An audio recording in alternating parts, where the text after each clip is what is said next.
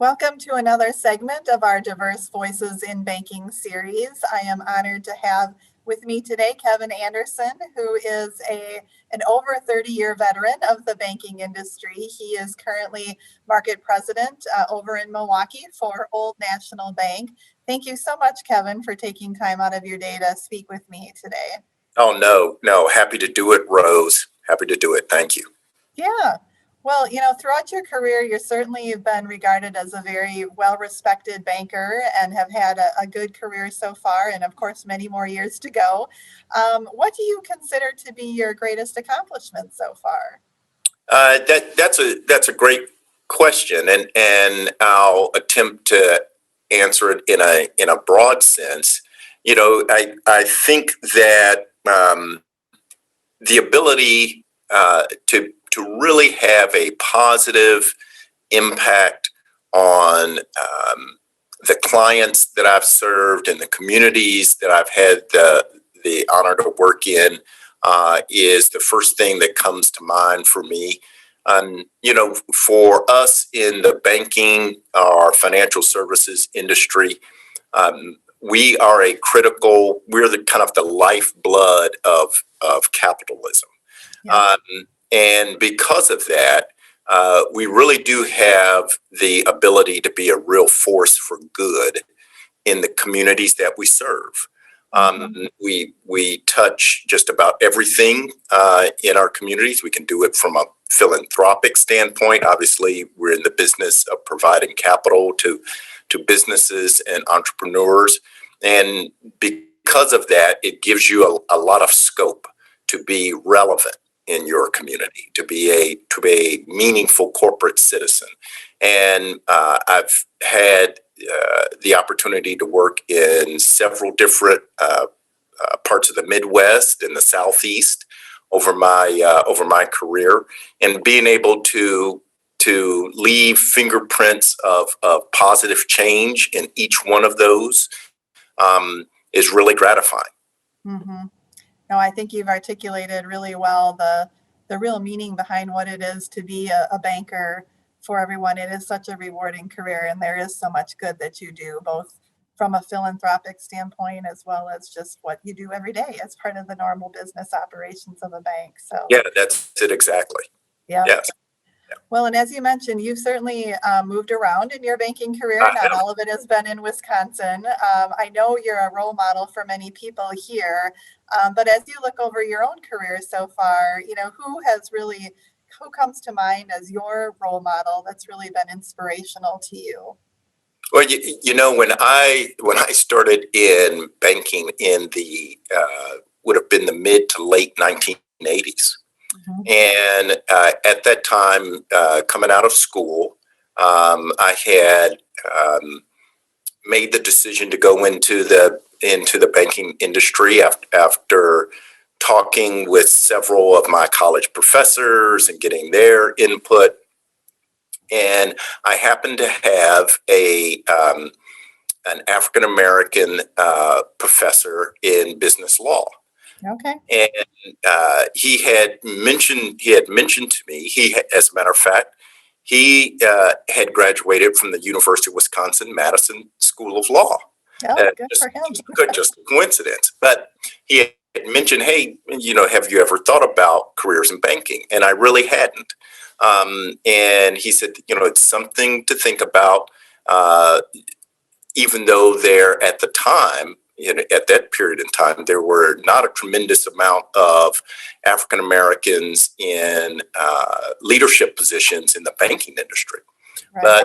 But I decided to pursue that and started my career in Cincinnati, Ohio. And one of the first folks who I kind of watched their career in the financial services industry was a gentleman by the name of Kenneth Chenault. And Ken Chenault ultimately became the chairman and CEO of American Express. And he served in that capacity roughly from 2001 to 2018. But even prior to that, Ken, as an African American corporate leader, who had pretty much had an attorney by training, but had big part of his career in financial services and banking. For me, was someone I could model myself after, even if it was from afar. Just seeing how he navigated the business community, what he appeared to spend his time in terms of his pursuits outside of banking, in terms of board service, volunteer. He focused on the arts. He focused on African American history. So for me, he was a real role model. Another African American professional that I really kept an eye on was a gentleman by the name of Richard Parsons, or Dick Parsons, and Dick Parsons, a New Yorker. Grew up in New York, had his whole career, spent a good piece of his career as chairman executive of Citigroup in the late 1990s, and then chairman and CEO of an institution called Dime, D-I-M-E Bank in New York. And Dick Parsons was a real mover and shaker in kind of financial and banking circles in the Northeast, and also someone who was very innovative in our industry on both the consumer and kind of the small business side of banking, and how to reach communities that other banks might be ignoring. And many times these were communities of color or majority minority communities or parts of major cities kind of along the East Coast. So those two gentlemen, Ken Chenault of American Express and Dick Parsons of Citi Dime Bank, for me were two executives that I really kept an eye on and tried to kind of in a small way, model my career after.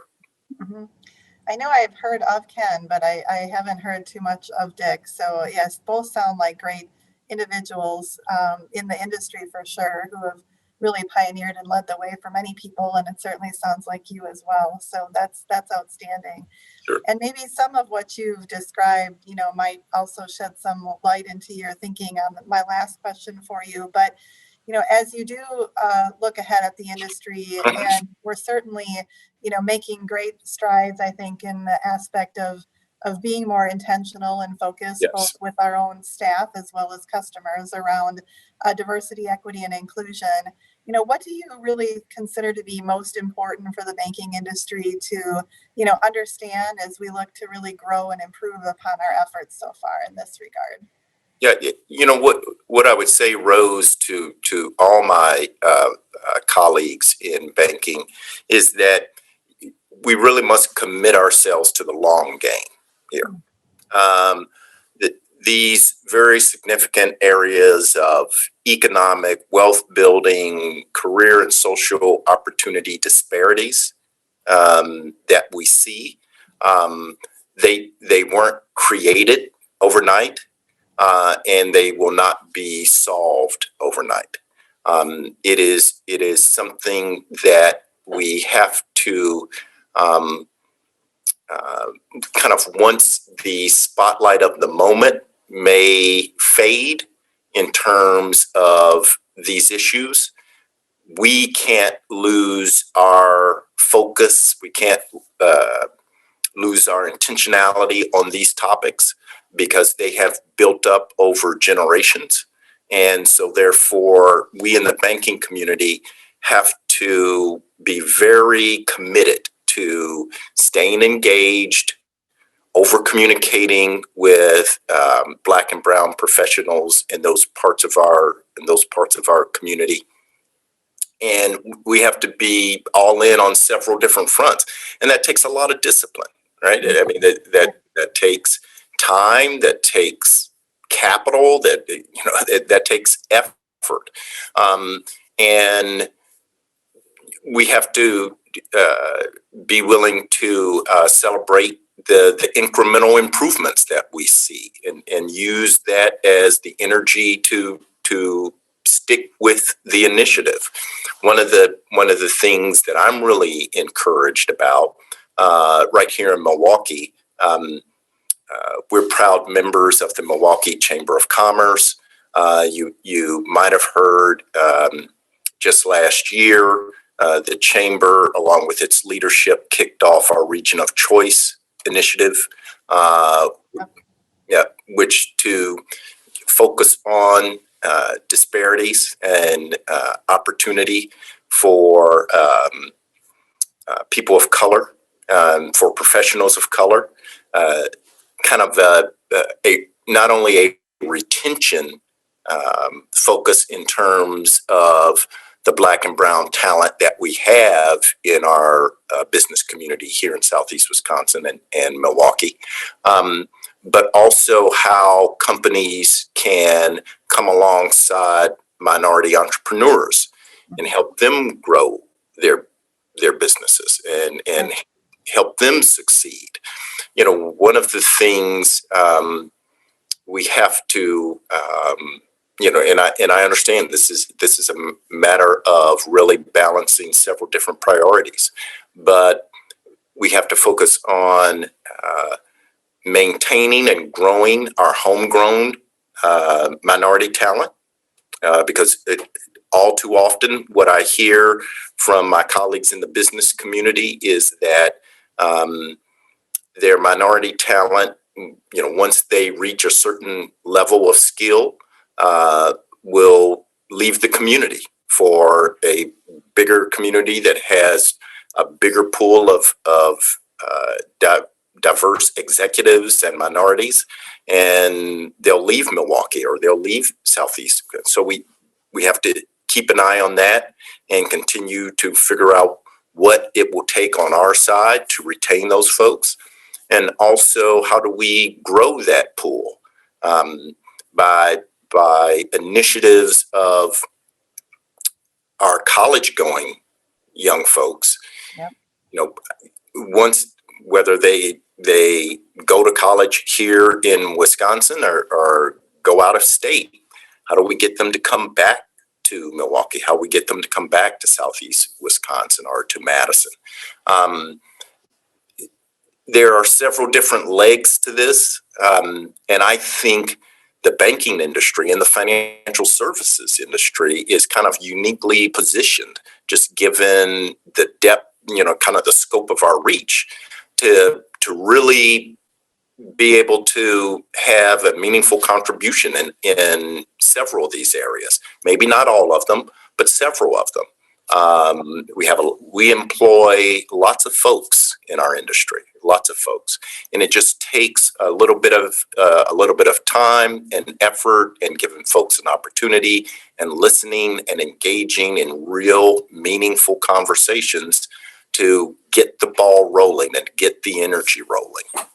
Yeah, no, that's all very true. I think that's really in part why we started the series. I think bankers are truly leaders in their communities and have been leading and can even improve upon that in this regard as well. And you're exactly right. This is, we need to be in this for the long haul. This is not just a moment in time, but incorporating diversity has been proven to pay dividends to the organizations that really leverage that. So thank you so much.